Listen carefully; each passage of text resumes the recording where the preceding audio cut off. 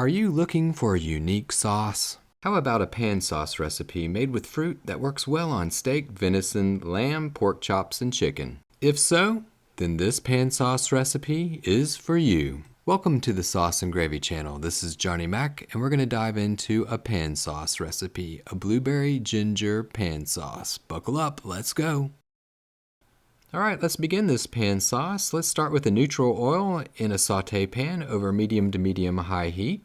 Blueberry ginger pan sauces work with a wide variety of meats. I'm using steak today, however you can use lamb, you can use pork chops, chicken, veal, venison, just any sort of meat that you like. So whatever meat you choose to saute, the goal is to get that brownness on the bottom of the saute pan. That is fond is flavor, and that is the base flavor for any good pan sauce. After sauteing the meat, you might need to degrease the pan. In this instance, I didn't have to, so I'm ready to throw in a little bit of ground ginger, 1 tablespoon or 25 grams. For this particular pan sauce recipe, I like to use the ground ginger that comes in a tube. Cook it over medium to medium high heat for roughly about 30 seconds. At the same time, scrape the bottom of the pan to release all of that fond. Start incorporating it into the sauce. Put half of a teaspoon or 5 grams of butter into the saucepan. This is also another good time to try to incorporate that fond from the bottom of the pan. Take that spoon, scrape it, try to mix it in. To help thicken the sauce, add flour, half of a teaspoon or 5 grams. Mix the flour in and cook it for 1 minute. Treat it just like a regular roux, and this will help get rid of that flour flavor from the sauce.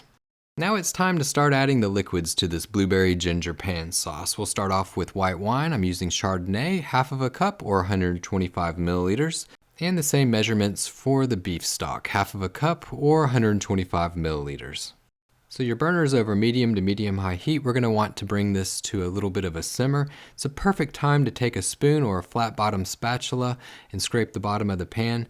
This whisk, this flat whisk, is perfect for this. You can get all of the little bits and pieces that are in every little nook and cranny and all over the bottom of the saute pan. It's perfect for incorporating that fond. After the fond has been mixed into the sauce, grab those blueberries. It's time to throw them in.